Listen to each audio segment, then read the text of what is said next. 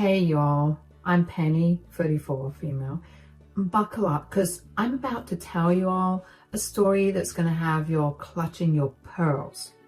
This one involves some serious family drama that went down recently with my no-good brother-in-law, Archie, 36, male, and his wife, Kiara, 31, female. To give you all some context, I've been married to my smoking hot husband, Kane, 37, male, for the past 9 years now.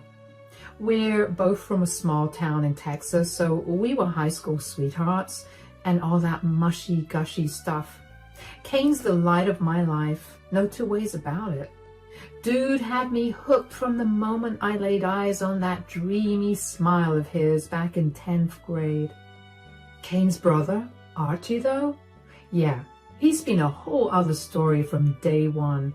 See, something just never sat right with old Archie when it came to me being his baby bro's wife.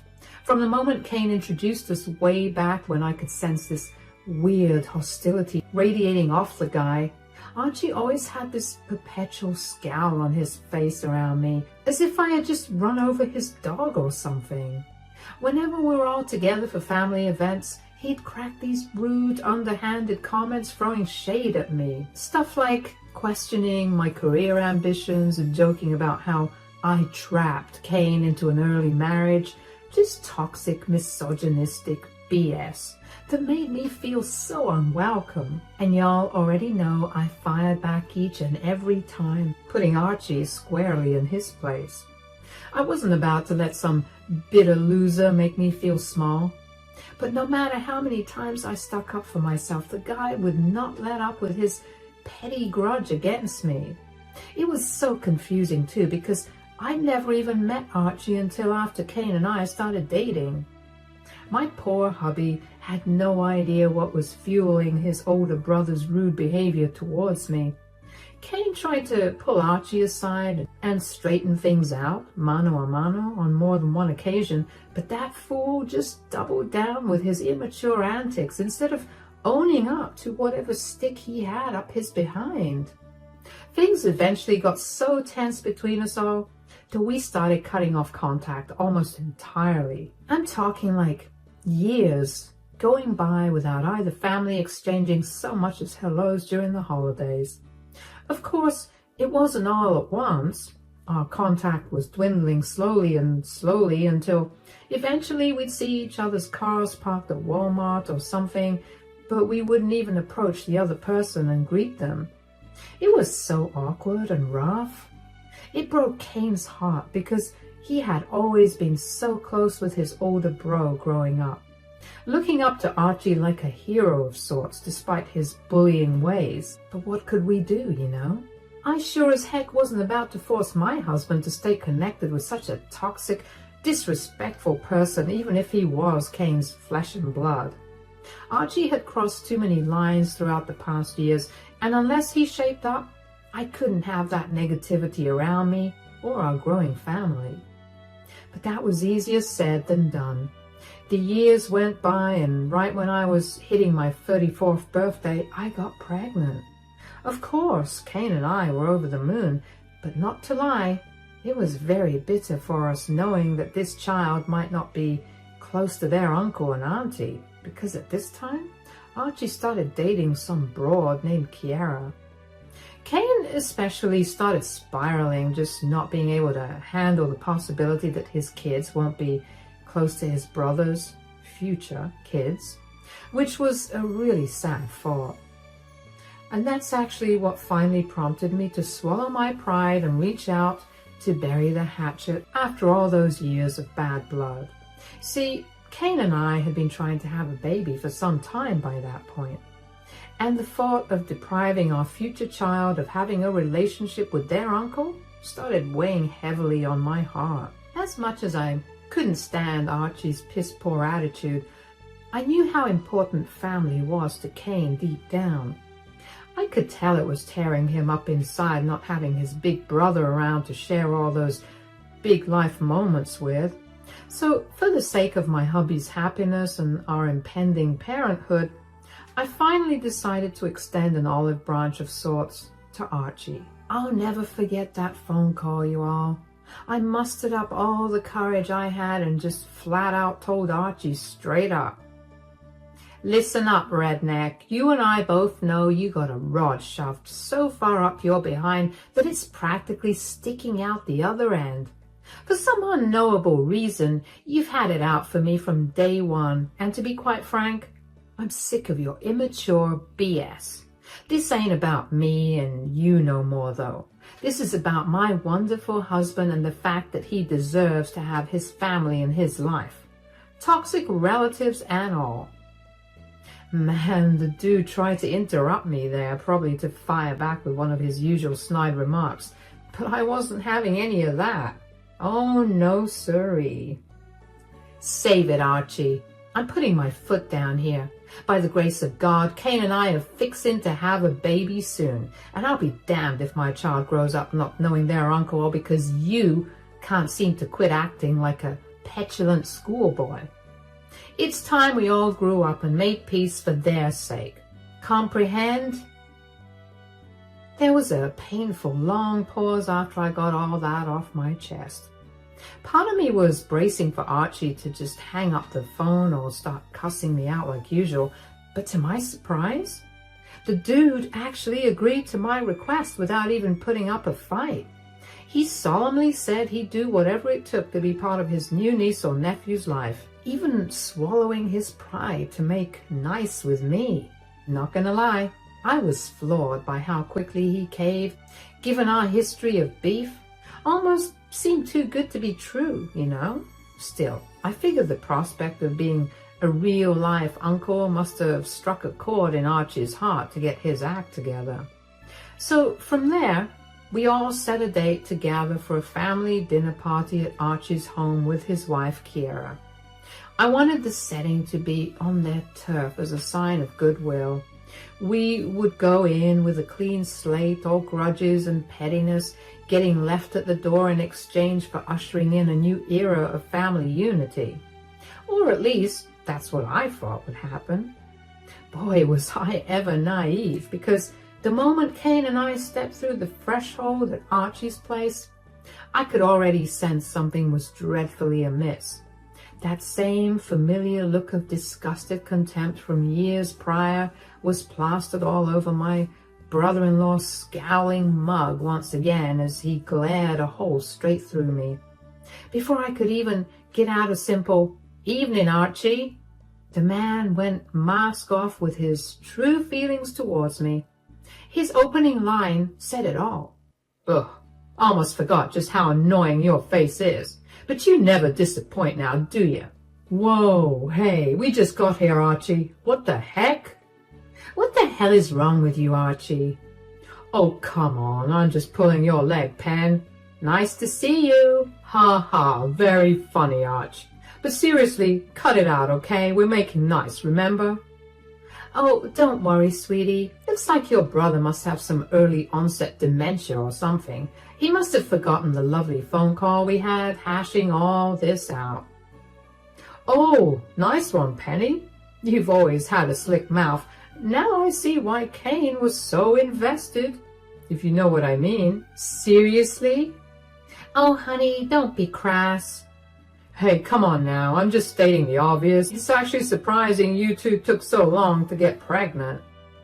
"Okay, that's enough, brother. At least now you'll be useful for something." "What the hell is that supposed to mean?" "I'm saying you're a leech, Penny." "What the hell are you talking about? Have you finally gone mad? I can't believe my idiot brother lets you parade around like some kind of kept woman while the rest of us actually work for a living. The audacity of you waltzing up in here with your head held high, smiling like a Cheshire cat, is pathetic." I just stood there, utterly gobsmacked, mouth agape, while Kane's face turned beefy red with anger beside me. You could have heard a pin drop in that house. It was so damn quiet, even poor Kiera cowered in fear, knowing full well the drama that was about to go down. "Who the hell do you think you're talking to, Archie? After all these years and you're still running that mouth about me like some unhinged psycho." Archie was fully unhinged, all right. The dude had the nerve to beckon me over with his grubby finger like I was a misbehaving child. Don't play dumb with me, little lady. I know darn well you up and quit your fancy law job last year, leaving you unemployed without a penny to your name, no doubt. Just leeching off of my brother like a bumbling fool. I knew you were good for nothing. I saw red. I don't know if it was the pregnancy hormones or what, but this fool had another thing coming up talking to me that way. But just when I thought the verbal assault was over, he spat again. So why don't you stop living in a dream world for once and head to the kitchen to start cooking us all up a little something, All of us are working here, including Kiera, and just as fate would have it, she's working at the same law firm you gave up on last year. How pathetic. A younger woman outshining you like this, and all you have to prove for yourself is a fat, swollen belly. You even look like a leech. My brother-in-law then let out this obnoxious guffaw like the sexist little prick thought he had just hit me with the sickest burn imaginable. And just when I thought I couldn't despise this boorish creep any more than I already did, here he was, literally tearing me down to my face using his own twisted idea of women's work to demean me in my own husband's presence, and insulting his poor wife in the process. If Cain hadn't exploded with laughter right at that very moment, I probably would have slapped Archie myself for his outrageously sexist and demeaning remarks. See, unbeknownst to Archie and even Kiera, I hadn't exactly been sitting around twiddling my thumbs in domestic bliss after leaving my job. Far from it, actually. The real reason I quit was because over the years I had managed to leverage a nice chunk of ownership equity at the law firm through an employee stock ownership plan. That meant when I decided to retire early at 32, I was able to cash out my shares for a whole lot of money. We're talking retirement level wealth here, folks. But Cain and I decided to keep that explosive financial success under wraps for the most part. We wanted to enjoy our good fortune in peace without attracting a bunch of leeches and grifters trying to mooch off of us, especially opportunistic trash like Archie, who already had it out for me. So as far as my knuckle-dragging brother-in-law was concerned, I had just up and quit my job to be a no-good freeloader living off my husband. If only he knew how massively he had the situation twisted. That's why Cain couldn't help but throw his head back with deep belly laughs at Archie's insulting insinuations about me being a deadbeat housewife. My hubby knew the truth, that I was living a life of leisure purely by choice, preparing for full-time motherhood with my baby, as life had so graciously blessed me with. The absolute irony of Archie running his mouth without any clue was just too rich. Oh man, you really outdone yourself this time, bro, Hayden chuckled, wheezing for air. Kitchen duty, leech? This coming from the guy who works at a freaking fast food joint calling hard-working people like us leeches. Archie's bravado faltered slightly as confusion washed over his dumb face. What the hell are you talking about, Cain? You know good and damn well I'm a manager at Carlos, a restaurant. Your wife doesn't work anymore and that makes her a leech, plain and simple. My husband leveled his brother with an intense stare, his amusement giving way to cold seriousness. Is that so? Well then, help me understand something, Archie. Just which of our wives pulls in the bigger salary these days, huh? 'Cause if I'm not mistaken, my seemingly unemployed leech of a wife actually out-earns your hot-shot corporate wife by a long shot. The look of utter confusion, giving way to embarrassed realization on Archie's dumb face, was immensely satisfying. Kiera, too, seemed taken aback, her eyes pinging back and forth between me and her husband. Savoring the moment, Kane went for the jugular. "That's right, you all. Turns out your precious Kiera has been working under my wife as an employee at the law firm this whole time. Crazy how life works, ain't it?" I shot Kiera an apologetic look as her own husband continued digging himself into a deeper hole. But, she said she quit working last year. How the hell could she still be some kind of big shot there if she ain't employed? Kane draped his arm around my shoulder with a proud smile. "My baby girl here has been one of the principal investors at that law firm for a couple of years now. She didn't just quit, she retired early after cashing out 18% ownership equity, something you nor Kiera could ever do." The smug look on my husband's face said it all. After years of Archie mistreating me, making me feel small and ruining what was meant to be a beautiful family relationship, Kane was finally able to get the ultimate comeuppance on his bullying big brother. And boy, did he milk it for all it was worth, as Archie cycled through all 5 stages of grief in record time. I could practically see the hamster running miles a minute inside that thick skull of his, struggling to comprehend how his own wife's boss lady at work was the same unemployed leech he had been mocking all this time. His bloated ego couldn't compute that his despised stay-at-home sister-in-law out-earned and outranked his precious career woman wife in every conceivable way. For my part, I just stood there reveling in the glorious silence, a smug smile of my own plastered across my face. And for the first time ever, Archie seemed to have that foul mouth of his zip fully shut out of sheer humiliation. The quiet tension was finally broken by Kiera, God bless her. She cleared her throat softly before speaking up in a meek little voice, still struggling to process the bombshell Kane had dropped. "So, you're actually like my boss?" "Well, not really. I'm just an investor." "Oh, don't be humble now, sweetie." "Kiera, to put it simply, my wife is funding your position because even your boss answers to her. So please tell your idiot of a husband to watch how he speaks before he makes the big boss really mad." Kiera's eyes went wide as saucers, now realizing how mistaken she and her husband had been about me. But Archie still refused to go down without a fight. His male ego just couldn't take the brutal beating it had endured. Archie puffed out his chest, trying to regain some of his lost pride. "Yeah, well, even if she has money, it doesn't change the fact that she ain't working no more. She's still sitting around doing nothing." Kane's patience was wearing thin, and I could feel his grip on my shoulder tighten. But before he could say anything, I decided it was my turn to speak up. "Archie, you have no idea what you're talking about.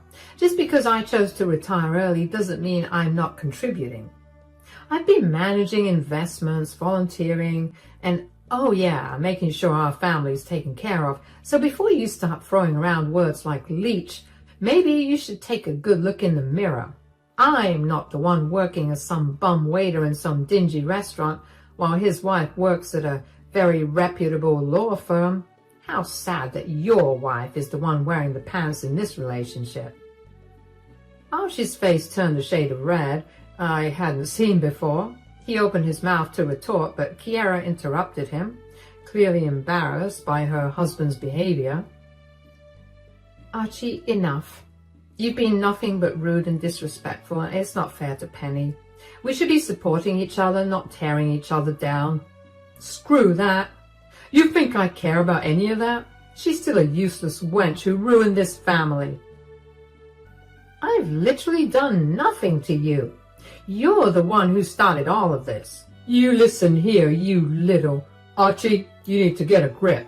You've been rude and downright evil to Penny for years, and we're done with it.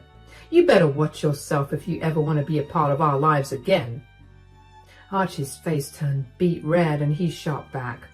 "You can't talk to me like that, Kane. I'm your brother. Brother or not, respect goes both ways, and you've had none for Penny. So why should we have any for you?" The room's temperature seemed to rise as the tension thickened. Kiara and I exchanged worried glances, both of us sensing the brewing storm. Archie's voice quivered with anger. You think you're so much better, huh? Just because your wife's rich now? It's not about money, Archie. It's about decency, and you've shown none. You ungrateful little... Do you know who you're talking to right now? You better watch yourself, pal. Archie's face turned beet red and his fists clenching at his side. Watch me? Who the hell do you think you are, Kane, lecturing me in my own house? Penny's just a what, Archie? A worthless woman? A leech? You've been singing the same song and dance since day one, and you've been loudly wrong about her from the start. It's embarrassing. Get a grip.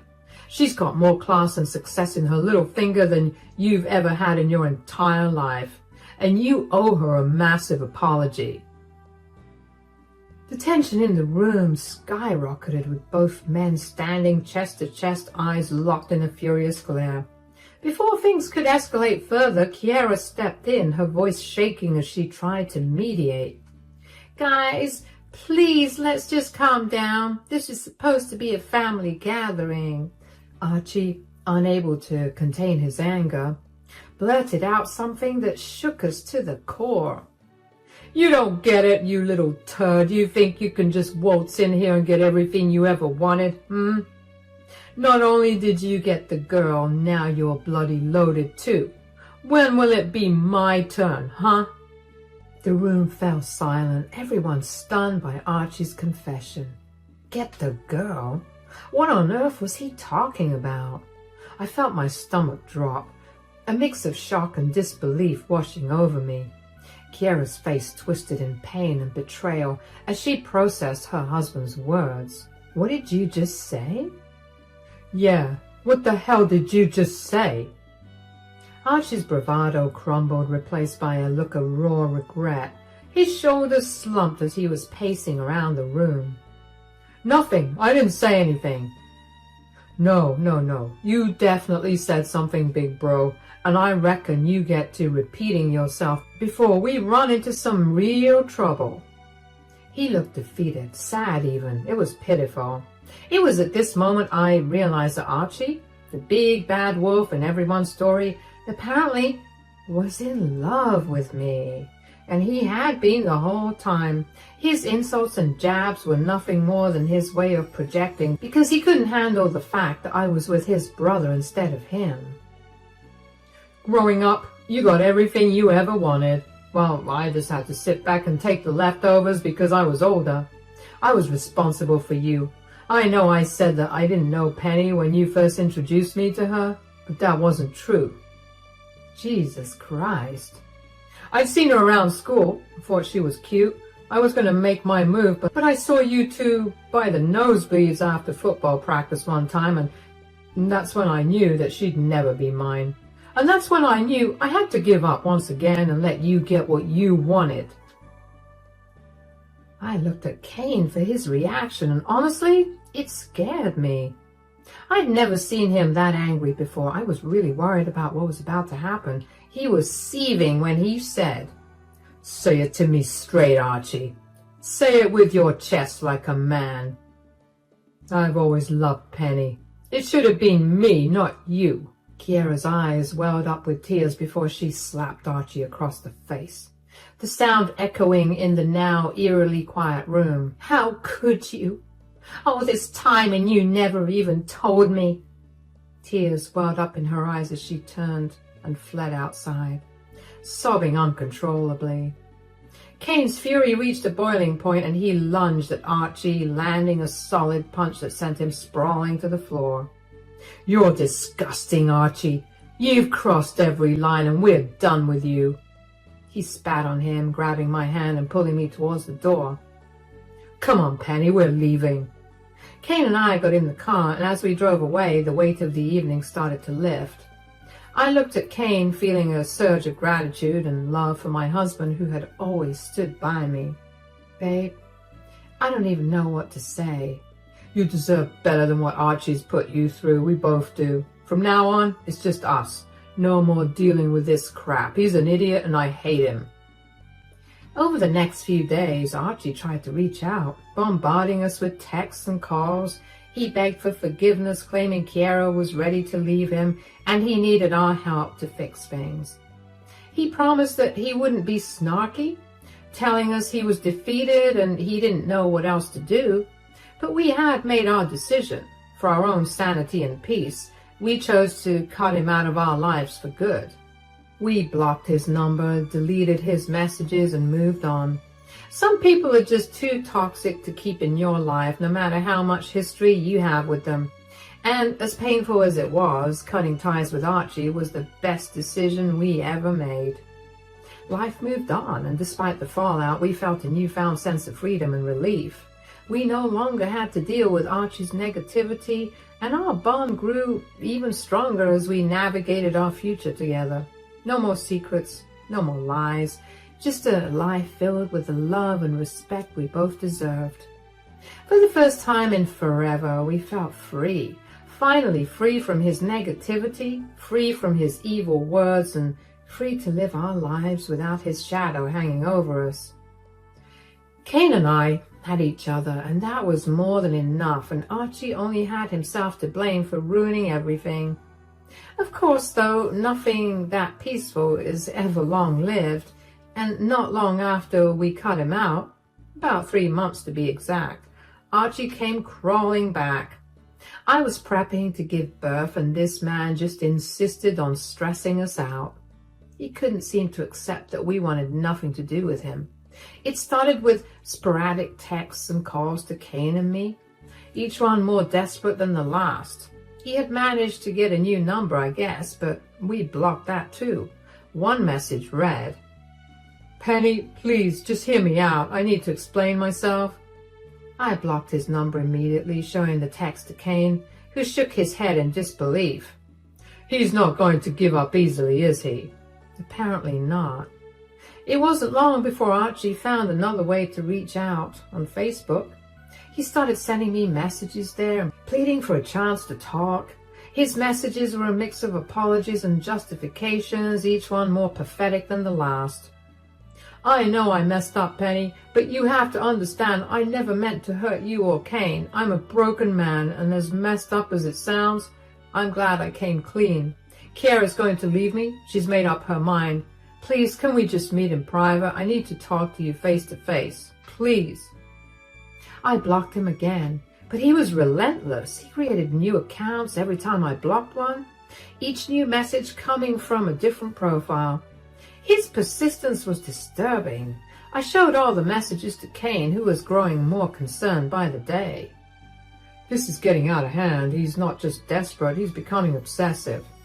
I nodded, feeling a knot of anxiety tighten in my stomach. "I know. I don't feel safe with him trying to contact me like this. What if he shows up at our house or something?" "We need to take this seriously. If he keeps this up, we might have to involve the law." It wasn't a decision we took lightly. Despite everything, Archie was still family, and getting legal involvement felt like a drastic step. But as the messages continued, becoming more erratic and insistent, we realized we didn't have much of a choice, especially since I was very near my due date. I didn't want this toxic energy anywhere near my baby. So not long afterward, we contacted a lawyer from my firm to discuss our options. We explained the situation in detail, showing them the dozens of messages Archie had sent me over the past few months. Filing for the restraining order was a straightforward but emotionally draining process. We had to recount the entire saga in detail, reliving the stress and anxiety Archie had caused us. But knowing that we were taking concrete steps to protect ourselves brought a sense of empowerment and relief. Now we're just waiting to get the details in order so that we can serve him with the papers. Wish us luck, you all.